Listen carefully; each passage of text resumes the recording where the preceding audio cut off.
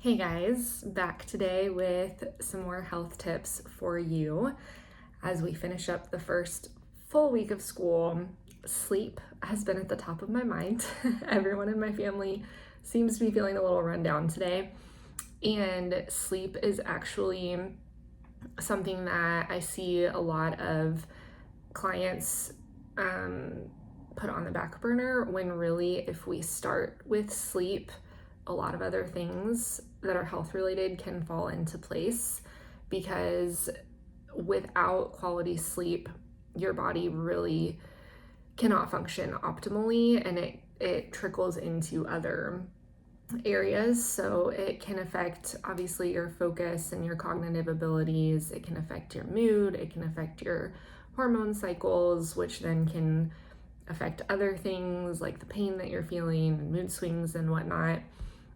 Sleep really is a foundational piece of our health. So if you struggle with sleep, I'm here today to bring tips, not just for you, but this should serve your whole family as well. If you're trying to get back into the swing of things with the school year, or maybe adjusting your schedules and whatnot. So here are some things to consider to get better sleep, in no particular order. And you obviously don't have to do all of these things, but if this is an area where you're wanting to improve, then you can incorporate as many as you would like. Most of these Alex and I both do, I would say, on almost a daily basis.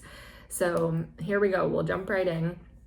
The first one is to keep your sleeping space clutter-free and minimize any sort of distraction. So really, your sleeping area, your bedroom, should be just for that. Especially if you are working full-time, you don't want to be bringing all your work into your room with you.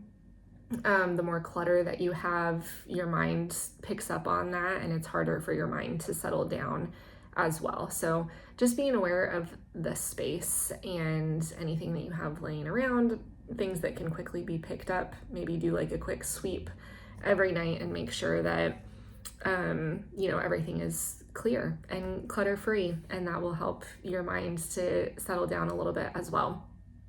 And tip number 2 is to try to go to bed and wake up about the same time every day.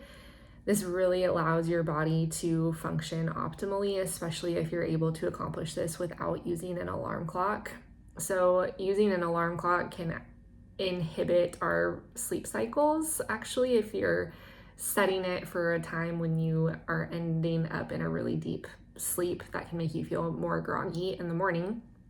So if you align your bedtime and your wake time and they're fairly consistent, your body is more likely to naturally wake on its own, and you will feel more rested as well, because you're naturally coming out of a sleep cycle instead of an alarm jarring you awake in the middle of deep sleep.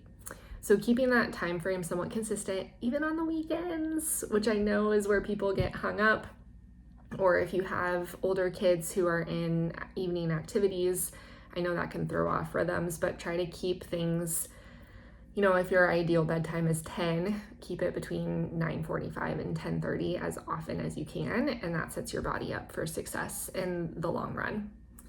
Another thing that gets in the way is caffeine. So we want to be conscious of how long it takes our body to metabolize caffeine.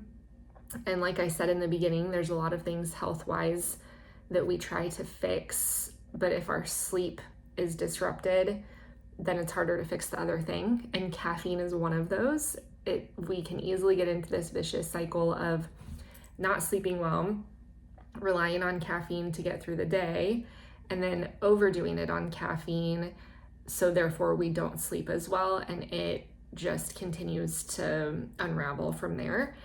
So for most people, it takes about 6 to 8 hours to fully metabolize one serving of caffeine. So if you're having a cup of coffee around lunchtime, that's probably okay. If you're continuing to have caffeine as late as like 3 or 4 p.m. or even later in the day, then your body will still be breaking down that caffeine as you're trying to go to sleep, and therefore you'll have a harder time going to sleep. So for me, a rule of thumb, I have given up caffeine for the last couple of years for the most part, but even before that, my rule of thumb was I could have caffeine with lunch, especially if it was with a meal, because it affects you less when you have protein and fat and fiber in your system. Having caffeine on an empty stomach can even escalate the effects. So having it with lunch was fine, but then cutting it off after that, and especially if you are pregnant, your body takes even longer to metabolize caffeine. So having it even after like noon can sometimes inhibit your ability to fall asleep easily in the evening. So just being mindful of that. And if you're consistently leaning on caffeine, it may take going cold turkey and seeing how things go to try to get your body to reset. Because like I said, when we're overly dependent on caffeine, it can come back and create this vicious cycle of then making it harder to fall asleep. We don't sleep well, we crave more caffeine. So the next tip is to get unfiltered sunlight first thing in the morning as often as possible. Get outside, if you're driving to work or dropping your kids off at school, don't wear sunglasses first thing in the morning. Our bodies are naturally wired when we are outside and get unfiltered light.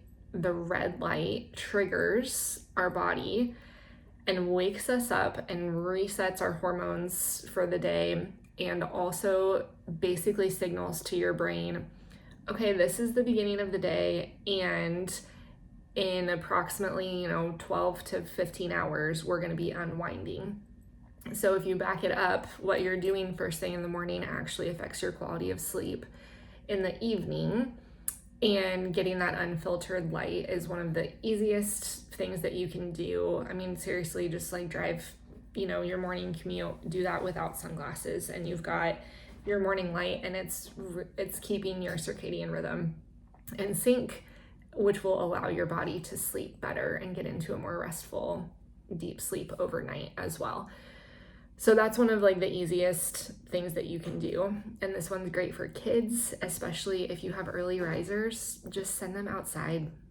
We spent most of the summer playing out in our driveway between 7:15 and like 9 a.m. We were just outside, and it helped all of us sleep better and go to sleep quickly.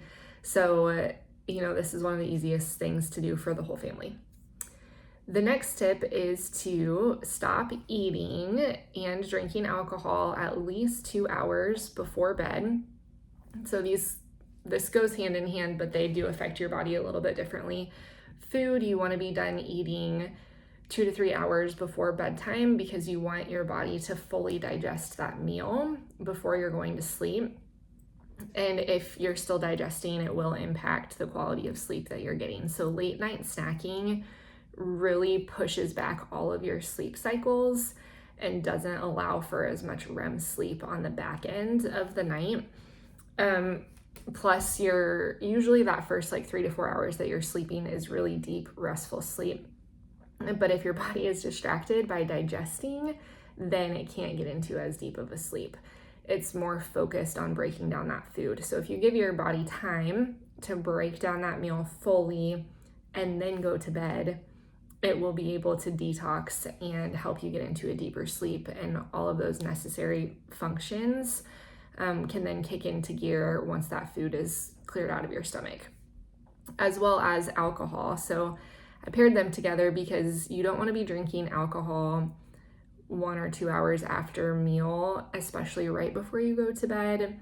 That is one of the most disruptive things that you can do for your sleep.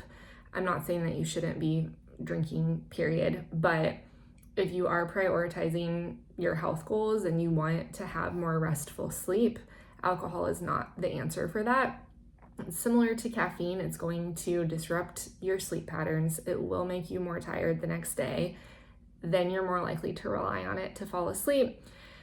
And it creates this vicious cycle. So a lot of this, you'll see, we really just need to get out of our own way when it comes to implementing health habits, because if we backtrack, a lot of what we are doing thinking that it helps is actually getting in the way and then creating this cycle. So alcohol falls into that category. Obviously, if you have like a special celebration or whatever, it's okay. It's better with a meal, and it's better 2 to 3 hours before bedtime, not as a nightcap right before you're ready to fall asleep. The next tip is to lower your thermostat when you go to bed. The ideal sleeping temperature is around like 60 to 65 degrees. It's pretty chilly. So our bodies naturally produce more melatonin when it starts to cool down, and our core temperature of our body will naturally decrease as well. So being in an environment that's cooler helps stimulate your body to drop your core temperature. This also gives you better REM sleep, and we want to have this good balance of deep sleep and light sleep and REM sleep. We need all three of them. If you're missing one piece of those, then you're not as likely to feel as well rested the next day. So REM sleep kicks into gear when your temperature is a little bit cooler, especially if it's as we're heading into fall, before it gets too cold in winter. This is a really good time to just open up your windows as well, because that fresh air in conjunction with the cooler temperatures will help your body stay in a deeper, more restful sleep longer as well. And that cool temperature just allows you to stay in a deep sleep. Obviously, like most of us have had that experience where we get really hot and then it's so hard to sleep. So just trying to prevent that as much as possible. And another thing that can help you with your sleep quality and just keeping in mind sleep hygiene is to use blue light blocking glasses later on in the day, and or limit your screen time, especially 1 hour before bed. So in the same way that watching the sunrise and getting outside early in the morning helps our circadian rhythm, our screens are working against us in that way because of the light. And so if we are on our screens at 10 p.m. and then trying to go to bed at 10:15, your body is being tricked because the light from your screen is telling you it's daytime and it's time to be awake. And our bodies can function optimally based on our lighting. So it's like this game that we're playing all day long, like with light exposure and limiting blue light as you get closer to bed, and the infrared light in the morning from being outside is stimulating. It all works in conjunction with each other. So the more that you can limit screens, specifically 1 hour before bed, or if you have to be working or have to be filling out forms for your kids' school right before you're going to bed, at least trying to use blue light blocking glasses. And the other thing that you can keep in mind is using dimmed lights around your house for the hour or two before you're going to bed as well. So our routine in the evenings is after dinner, we all go upstairs. I turn off all of our overhead lighting, and we all have red, like amber light bulbs in our lamps in our bedrooms. So I turn all of those on. So we still have light, but it's different, and it signals to your brain. It mimics the sunset in a similar way. So it signals to your brain that it's time to wind down. So then as we're reading books and as we're putting on pajamas and unwinding from the day, that light is supporting our bodies and helping us to unwind. We definitely do not do screens, especially for our kiddos, after dinner time, because they're going to bed usually within an hour after we eat dinner. And I know that inhibits their sleep quality and their ability to fall asleep as well. So being mindful of your light throughout the day really can impact, especially if you work in an office setting where you're with fluorescent lighting. If you're working late into the evenings, the more that you can get outside and get natural light, that's going to support your sleep as well. The next tip, that was kind of a whole bundle of tips around light. That was like 3 tips in one, I think. The next one, and this is something to consider with your primary care doctor, like this is not medical advice, but it is something that is pretty standard for most individuals that it would support sleep is taking magnesium within an hour or two before you go to bed. Like usually you can take it with dinner and it'll start to kick in. If you've heard of taking melatonin, this is similar, but actually supports your body better, because if your body is struggling to produce melatonin, it's likely that you actually are deficient in magnesium. So if we back it up, your body needs magnesium to be able to produce melatonin. So these things go hand in hand. If you're reliant on melatonin to fall asleep, then that can actually signal your body to stop making it. If you're taking it every night, then your body's like, oh, we don't need to invest energy in producing this because it is already being given to us. If you back it up and take magnesium instead, then that enables your body to produce a sufficient amount of melatonin to help you fall asleep. And light exposure plays into that as well. So getting that morning light will signal to your body, oh, in 12 to 14 hours, we're going to need to start producing melatonin because that will be the end of the day. The light signaling works in tandem with this. So you'll notice that a lot of these habits all stack with each other.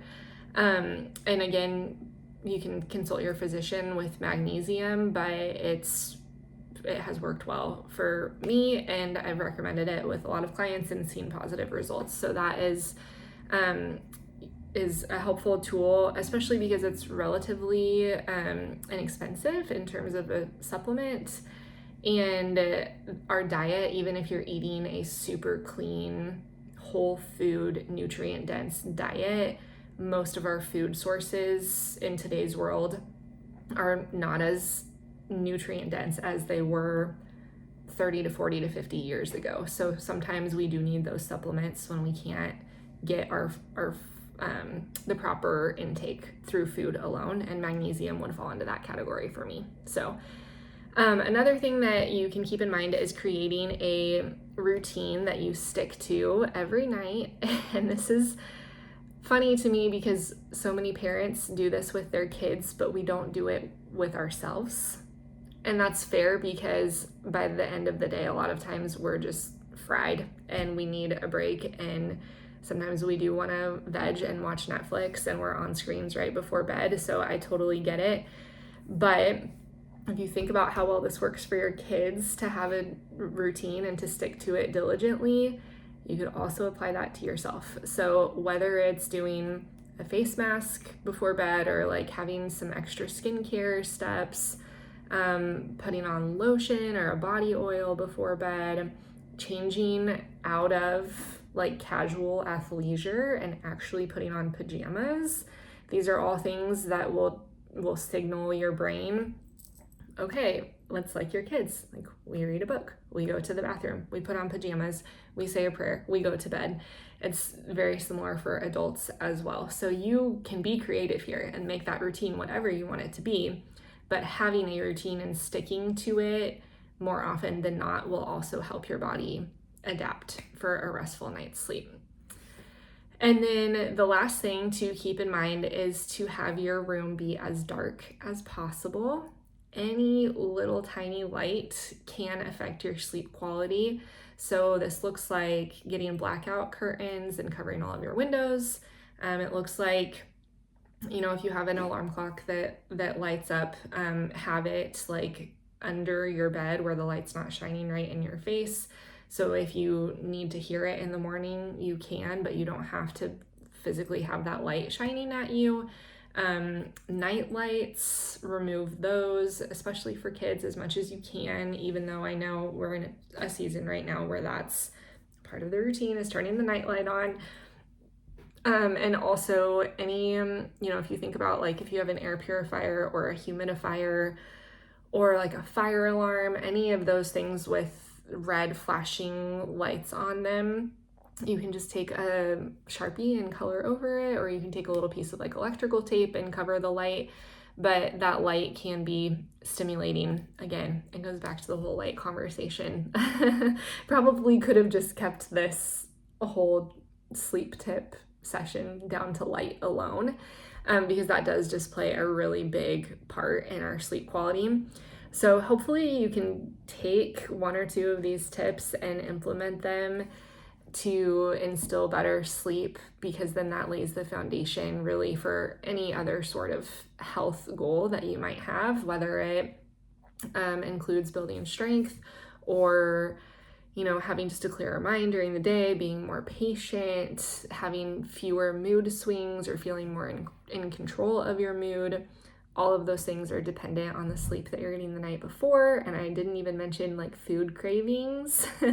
That is huge if you're not getting enough sleep. So with any sort of health goal that you have, sleep really should be foundational. And once you get that on lockdown, a lot of other things will naturally start to fall into place. If you're not getting enough sleep, that's definitely going to be working against you in a lot of ways. So all of that to say, more health tips coming your way soon. And thanks for listening to all of these tips built around how to have a better night's rest.